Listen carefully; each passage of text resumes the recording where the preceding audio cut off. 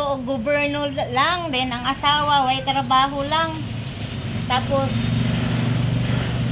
musabay pud sa uso lang ng mga sakyanan. Sus lang.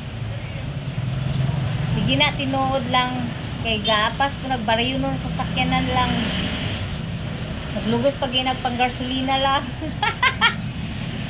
And then ang tinuod yung dato lang negosyante, no? Samot bitag kanang or seaman ang bana, nagnegosyo ang asawa.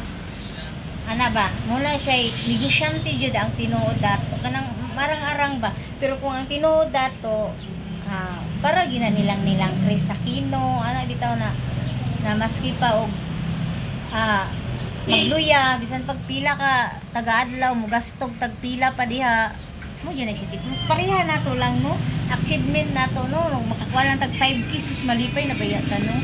Di ba, bless na kayo. Tapos post na rin sa Facebook, ana. So wala lang, reality lang. So na akong mga saging lang nato lang. So akong tundan lang is gamay ra akong gikuha kay daghan kay mahinog, wala ka di kay maapas customer diri. So